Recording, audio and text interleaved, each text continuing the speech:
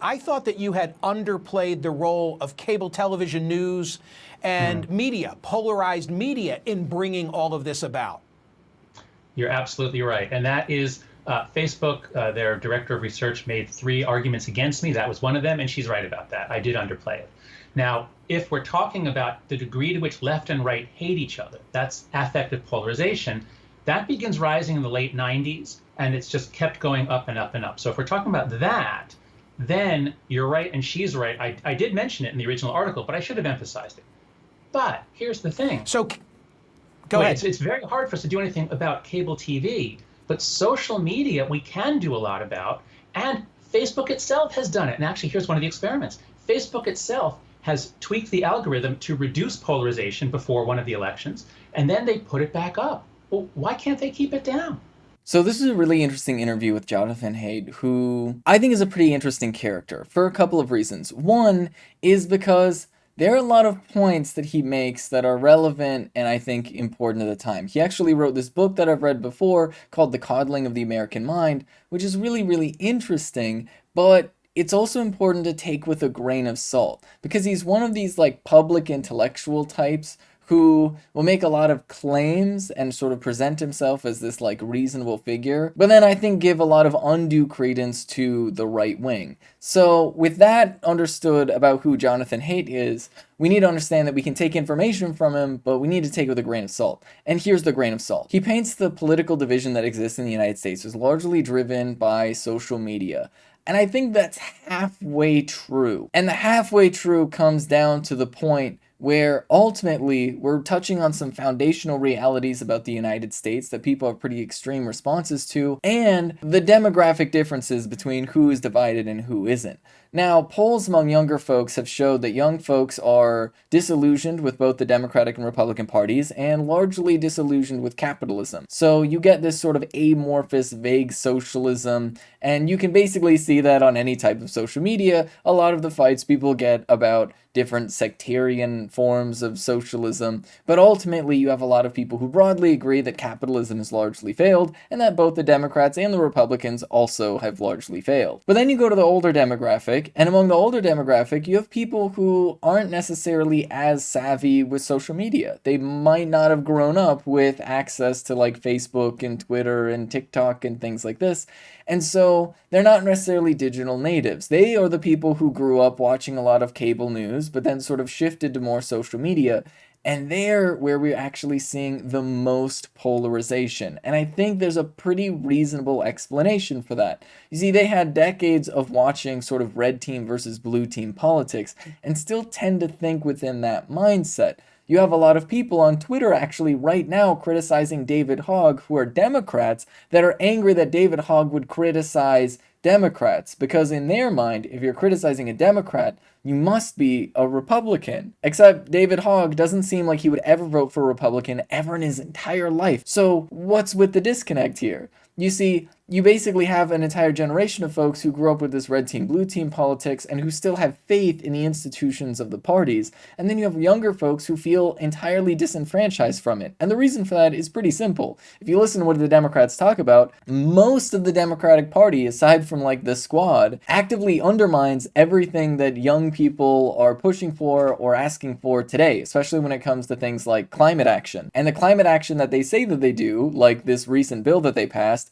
turns out to be mostly subsidies for oil companies, which only serves to make younger folks more angry. And this is where the difference comes into play. Because there's a difference in perception, too, in what polarization means. You see, Jonathan Haidt comes from a crowd of folks that tend to get upset about people correctly calling them out on Twitter. There's a lot of Democratic officials and pundits in the media that get deeply upset at the idea that people can point out their racism, sexism, homophobia, you name it. Just look at the New York Times, where they got called out by a ton of people on Twitter for pushing blatantly transphobic misinformation. In their mind, the world is polarized because people are just so hateful and spiteful, and they're so mean on Twitter when I have bad takes, when I talk about how I think rich people should have more control over the economy, or when I talk about how us golden intellectuals should have more power and influence, and how dare these regular, average, poor people tweet at me telling me that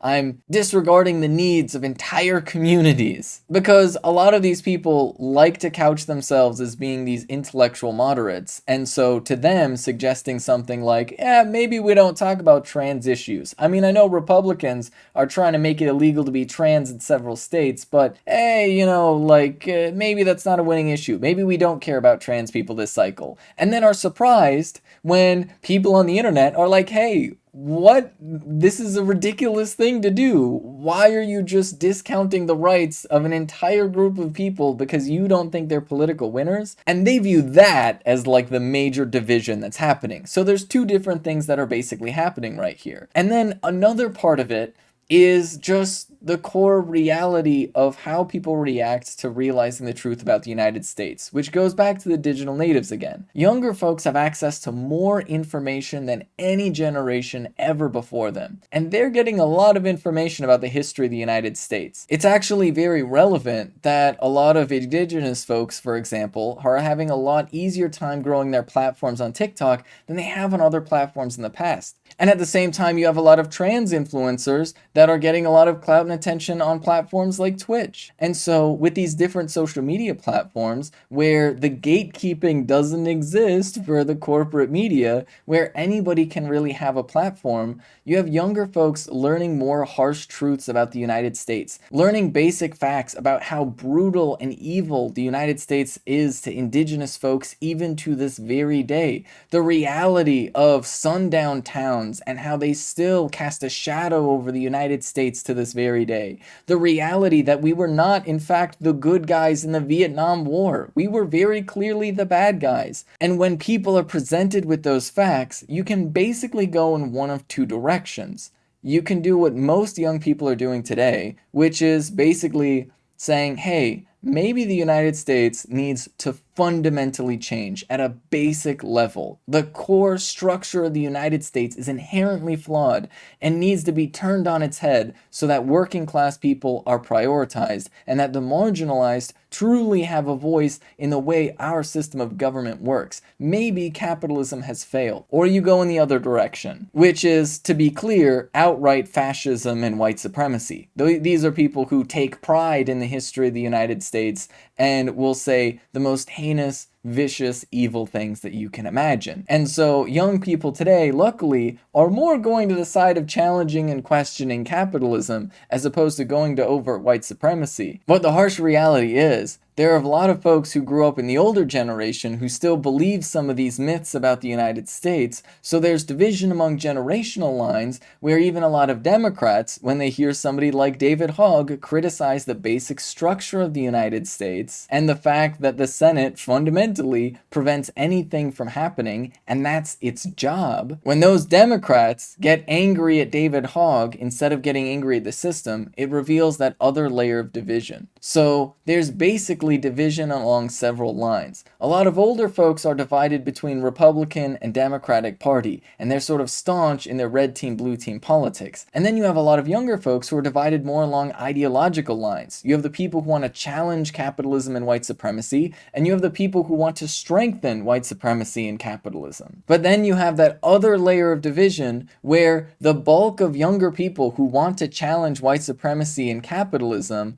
contend with a generation that is more inclined to maintain the system as it is. Now, this is all obviously broad strokes. There are plenty of older folks who have fought their entire lives to challenge capitalism. We obviously can't erase the legacy of very awesome people like Angela Davis. But in the broadest terms, these are the general trends that are playing a significant role in the dynamics of politics within the United States. And the most frustrating dynamic, I think, of all of this is probably the smugness from the diehard Democrats who refuse to accept any criticism from people who very clearly are much more informed than they are.